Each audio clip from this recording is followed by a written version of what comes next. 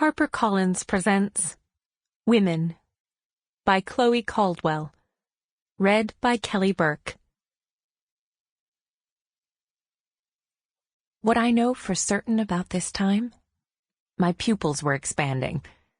I never figured out if this was a symptom of falling in love or a side effect of the Chinese herbs my transgender friend Nathan was hooking me up with.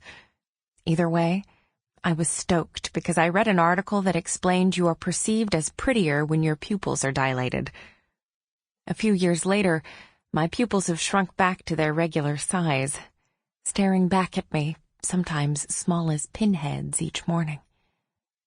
But I don't take the Chinese herbs anymore either, so who can really know? Sometimes I wonder what it is I could tell you about her for my job here to be done. I'm looking for a shortcut. Something I could say that would effortlessly untangle the ball of yarn I'm trying to untangle here on these pages. But that would be asking too much from you. It wasn't you who loved her, or thought you loved her. I wonder what I could write that would help you to understand that it is profoundly easy to fall in love with an olive-skinned woman that touches you just so, and who has a tattoo of a quote from Orlando trailing down her back. "Show me your tattoo again," I'd say in bed.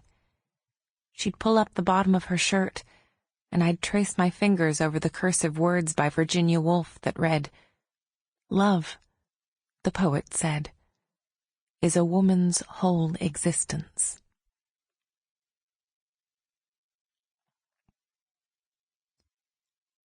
My mother still lives in the house in which I was raised, a woodland cottage in a small hamlet in the country.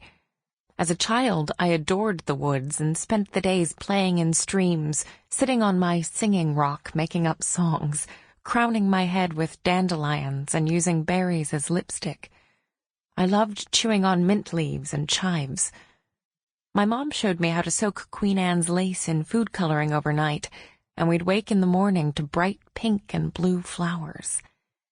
We often took walks in the woods, sometimes together, sometimes alone. In my teenage years, it was inevitable that after an argument the door would slam and one of us would trudge off toward the woods.